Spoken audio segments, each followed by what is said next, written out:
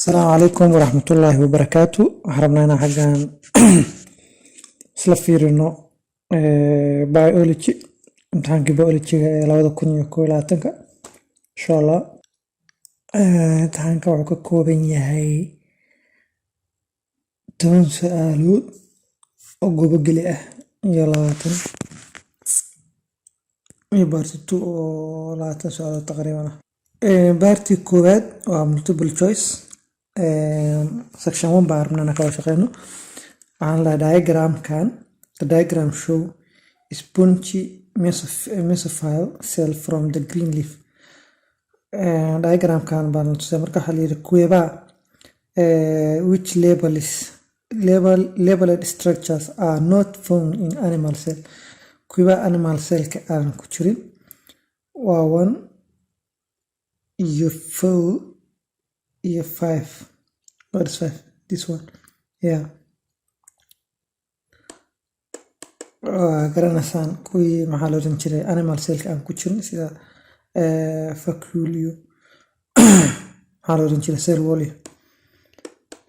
Su'aasha xigta waxa la yiri the diagram below shows a simple reflex act.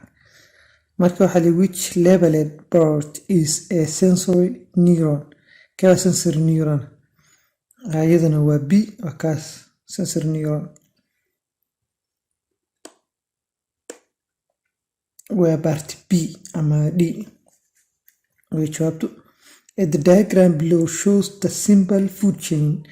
Marka waxa identify the process that release energy which is then lost at 1 to 3. Sagana waa respiration. Su'aashan afraad waxa la the diagram shows the breathing system. Identify the part labeled 1. Su'aashan jawaabta waxay ku jirtaa diaphragm xagaan la dhahaa laakiin jawaabta saxda ah waxa weeye waa tan halkaas trachea xagaas number 2 taas magaceeda la ka rabo anaga marka taa magaceedu taas insha Allah.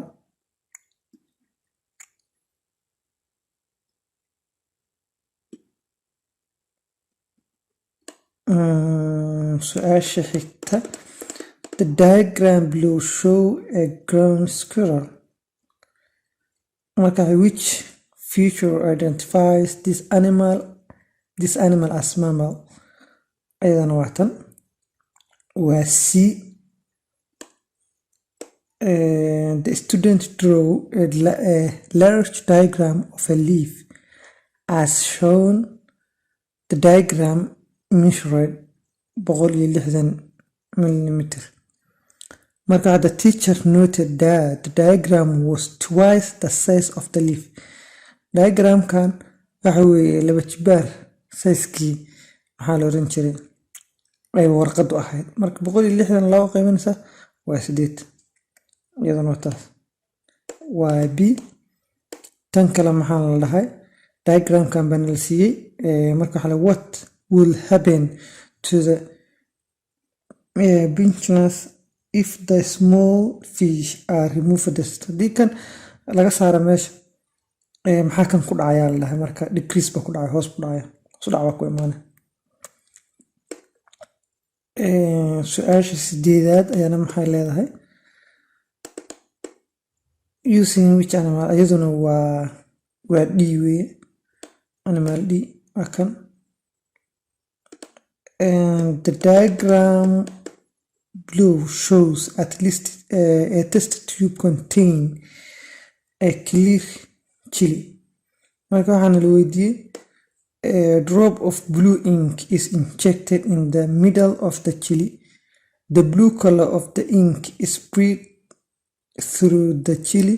Predict by which process does the blue ink spread through the chili. ayadana waa diffusion bay sameeyay markay maxaa loo oran jiray lagu dhibciyo dilalku khadar markay meesha lagu dhibciyo diffusion bay sameeyay way baahaysaa. Su'aashan kalena ayadana waxaa la dhahay diagram The diagram shows the cross section through the tape of the blood vessels. Marka waxaan la identify kan waxa weeye waa vein, kanna waxa weeye kiyarka maxaa la oran jiray artery waa kan bafile, kanna waa capillary. Marka waxa la which identify the section vein and waxa la which identify which section is formed the vein and which section will be the capillary. Keba capillary okay. Kanna waa capillary, kanna waxa weeye waa vein, kanna waa artery. Marka markaas ayadana waa si jawaabtu insha Allah. Section 1 intaas nagu egyahay insha Allah. Section